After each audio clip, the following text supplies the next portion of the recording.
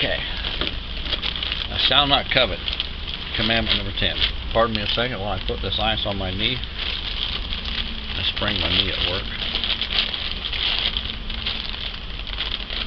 And yeah, I'm just a bit of a baby when it comes to wounds.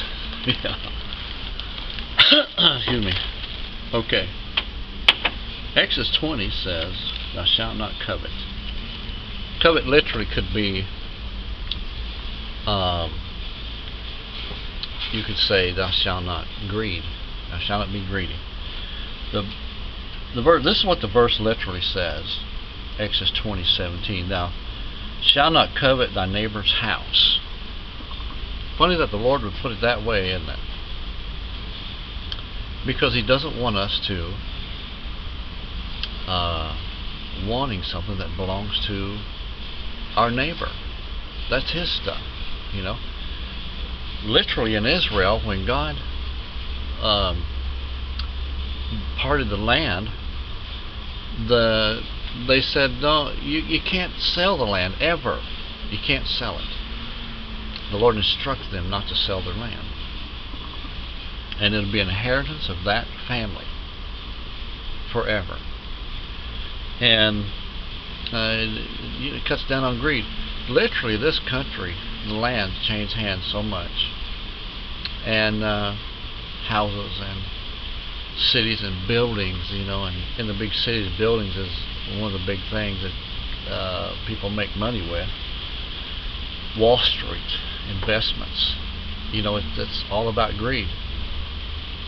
One of the prophecies of the last day in the book of Daniel, I think chapter 7, is that America is going to fall in one day's time. Well, before the stock market came along, that just wasn't possible. There's a biting fly trying to weasel his way around over here, sneak up on me. I think I ran him away. It doesn't take much to run those away, but I tell you what, man, if they bite you, they hurt. Some people call them deer flies, some call them horse flies, some call them cow flies, but I call it a bug. It's a bug, and it hurts when it bites you. Literally talks about, the Bible talks about, don't covet something else that belongs to someone else. But greed in this country, as I was saying, is probably the downfall of this country. And Daniel chapter 7 talks about America falling one day. I wonder if I can get over and read that real quick. I think I've got that marked. People say America's not in the last days. Well, you know, and God talks a lot about symbols. You know, in the Bible, He speaks through symbols, like Jesus taught in parables. You know, Daniel chapter 7. Ezekiel down. Just hang on just a second. Don't get impatient with me. Daniel 7.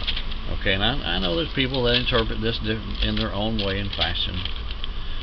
Okay, starts about verse 2, 7:2. Daniel spake and said, I saw in a vision in the night, behold, 4 wings, and the heaven stove upon a great sea, and the 4 great beasts came up out of the sea, diverse one from another. The first was like a lion, and had an eagle's head.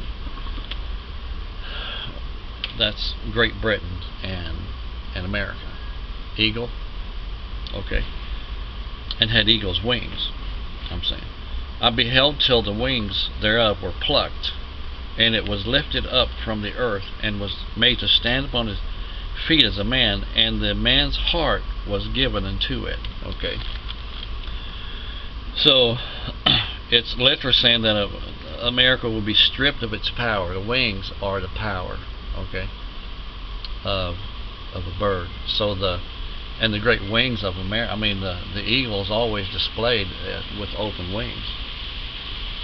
Okay, so and that's what's going to strip it. Literally, America's busy right now stripping itself of its feathers, plucking them out one by one. Whenever the economy gets a little bit loose, where we can start feeling a little bit of relax, somebody will raise the gas prices. Somebody will raise and literally they have it fixed now where they can raise that at their will. Has nothing to do anymore with supply and demand.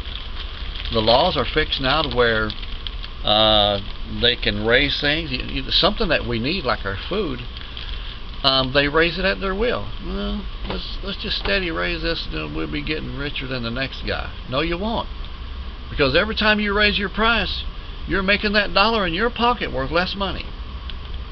Every time the gas goes up, the dollar in our pocket is worth less money. Well, it's the dollar in the pocket of the man that owns the gas.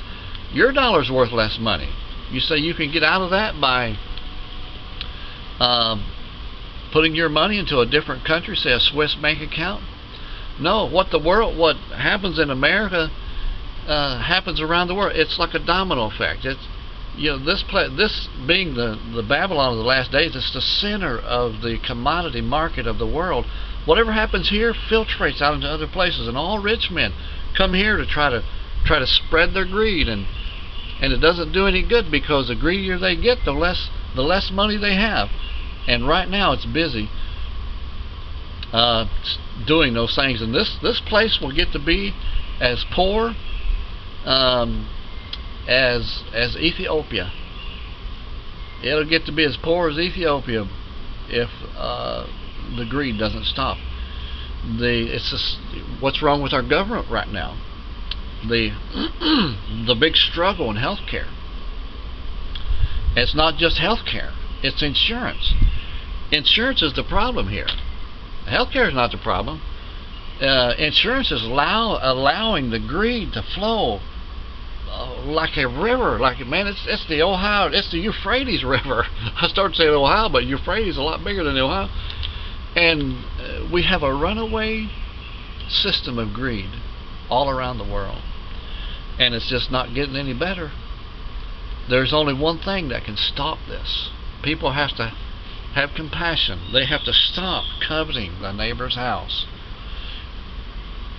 You know why it says that first? Because everything that a country is built on is inside of one house.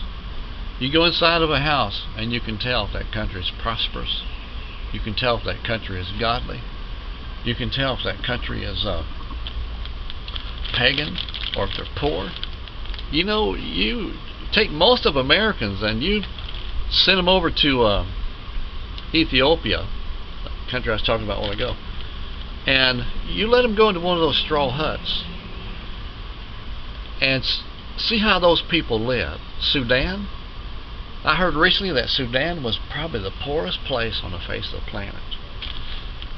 They live on dirt floors, and they have nothing. The water that they drink is mud. Those poor folks don't know enough to dig a well, and if they could dig a well, they don't have anything to dig a well with. It would be you talking about culture shock? Brother, it's way beyond culture shock. And that very same thing can happen right here. And it's all because of this one commandment right here. Thou shalt not covet. Thou shalt not be greedy.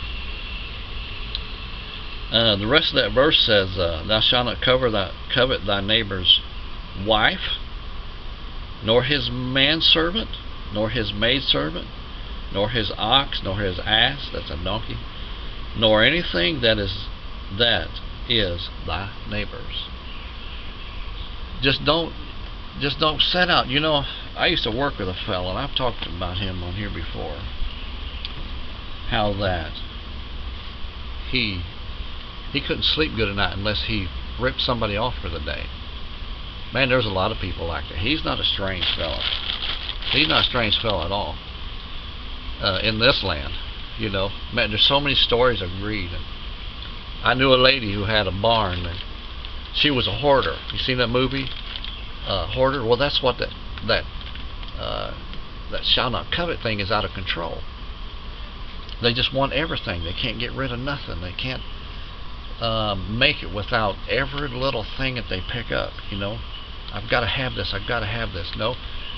If we learn to depend on God for our supplication, for our needs, for our everyday needs, if we learn to trust God for that, then we won't have to worry about looking to the earth.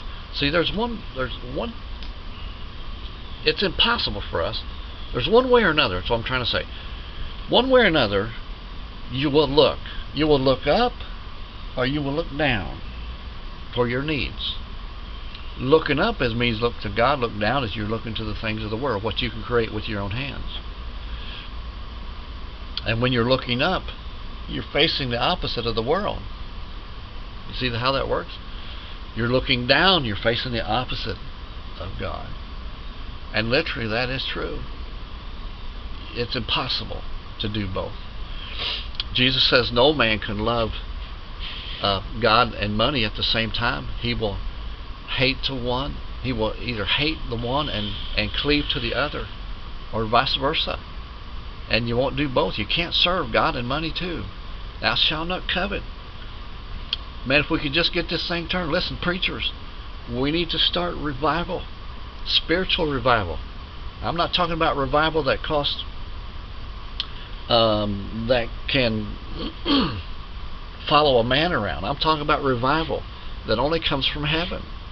Listen, pray, seek the Lord, call on Him, break the spirit of coveting across this land.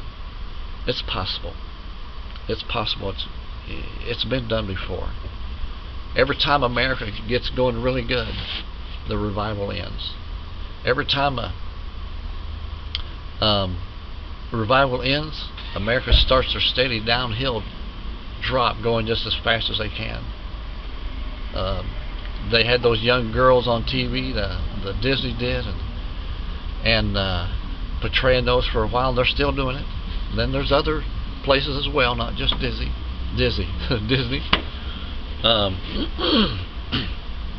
That's doing it, causing America to be corrupt in their heart. And that's what coveting does. It causes America to be corrupt in their heart. Okay. Alright, so God bless. I'm going to get this on YouTube. This is the last one, and we're going to have some more great subjects for you. God every day leading our heart. We're trying to be on the cutting edge of letting God lead our heart and what to talk about every day. Okay. So, this is Crossing the Middle Ministry, and we'll see you again next time with another great subject. God bless.